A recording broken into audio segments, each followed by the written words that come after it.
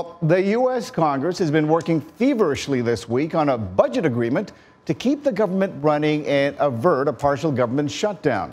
The debate over legislative priorities comes as President Donald Trump marks his 100 days in office, still looking for congressional approval on one of his biggest campaign promises. VOA's congressional reporter Katherine Gypson has our report.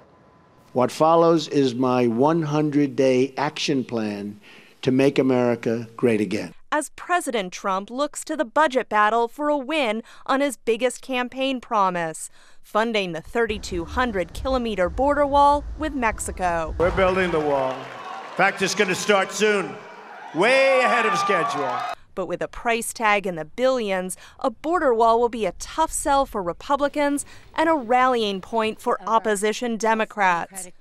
And no one is sure if funding for the wall will be a deal breaker for President Trump or just the first step towards a compromise in the form of more immigration funding. Headed in negotiations Monday, the White House was careful not to say. But I'm not going to start to take things on and off the table with respect to what the president may or may not do. But memories of the failed effort on health care are still fresh for Republicans, creating more pressure inside the party. President Trump is not a creature of Washington. He's not someone with a lot of legislative deal-making experience. And so we're sort of seeing this play out on this funding fight. So, is President Trump on track to make America great again?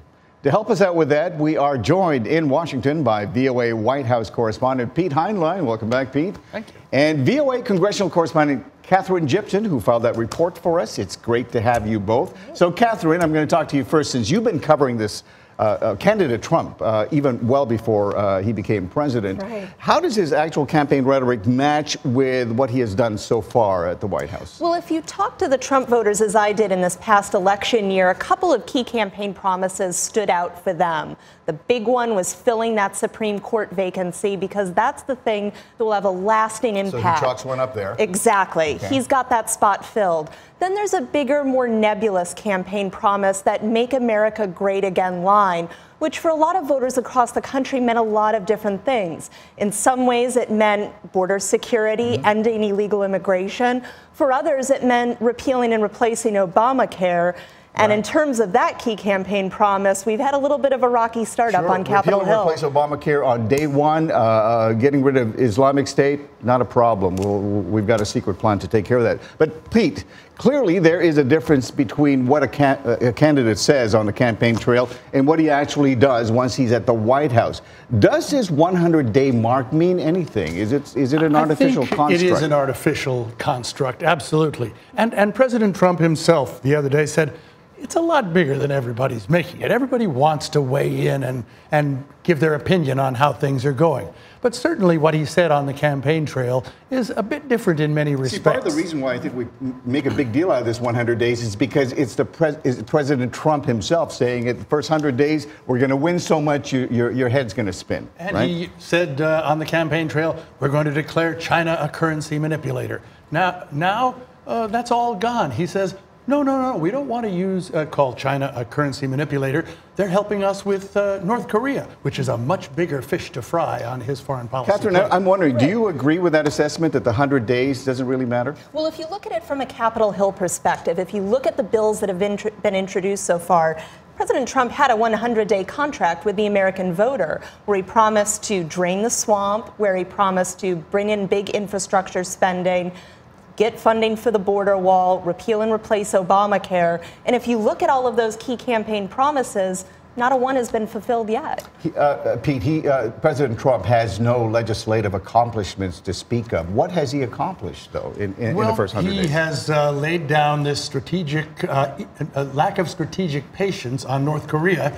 He has said he doesn't want to have a ground war in Syria after attacking in response to the Syrian chemical weapons attack. So he has a couple things that he can call accomplishments in the foreign policy arena. Now, to be fair to what Pete Heinlein has to say, the president has had to deal with some pretty weighty issues. I mean, there's Syria, and of course, right now, ratcheting up North Korea. Right, and coming out of that classified all-members briefing on Capitol Hill, many of the members I spoke to said that it was a very good briefing and that they felt that the president's team really had a handle on getting tough with North Korea, putting those sanctions in place, putting financial pressure, and working with China to try and solve this issue. So it looks like, at least on that front, members on Capitol Hill were happy with the president's approach. I'm wondering, a question to both of you.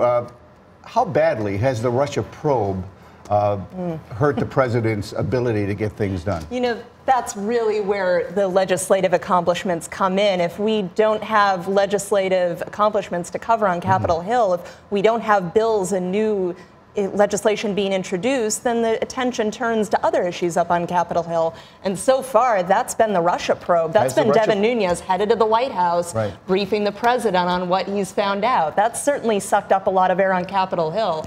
And I'm sure it did at the White House as well. Your thoughts on that, Pete? That drip, drip, drip every day, a new revelation, has distracted President Trump and his administration from their other agendas, and it's beginning to take its toll.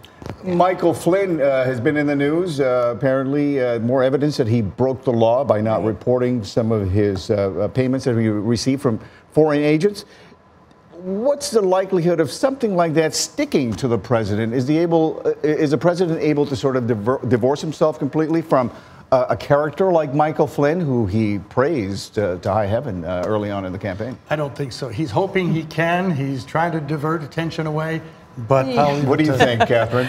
I think that this constant, as Pete said, the drip drip, where you have a bipartisan consensus. You had both the Republican and the Democratic heads of the top oversight committee coming out and saying that Flynn was the subject of a Pentagon probe. That's not going to go away, even though Sean Spicer comes out at the briefings and says, you know, hey, all of this was done under the Obama administration. His security clearance was done under Obama. He's not part of our administration anymore. This is not really an issue. I think, you know, that might be a little bit of wishful thinking. Pete, in an interview with Reuters, President Trump said the United States possibly could be involved in a major confrontation with North Korea.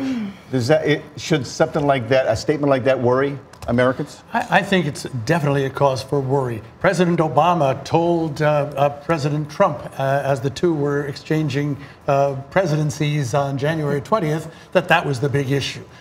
Secretary of State Tillerson is before the UN Security Council at this very moment, outlining American policy and trying to line up international support on just that subject. Okay, I've already been told to wrap up, but very quickly from both of you, let's go back to grade school. If you had to put a grade on President Trump's first 100 days, how would you grade him? From Capitol Hill? Not very high. B? C is average. C? Ooh. I would say so. You would say average? We don't have any. We haven't Some passed any bills. would say much lower. What about you, Pete? The critics are saying F on foreign policy, but he does. As somebody who watches him, covers him on a daily basis. He's making progress on the foreign policy front. Bills take a long time. Fair enough. Fair enough. Let's give the president some time to take care of that stuff. Thank you so much, Catherine, and thank you, Pete. We're going to take another break now, but when we come back, this is World Immunization Week. More on the international campaign to bring life-saving vaccines when we come back.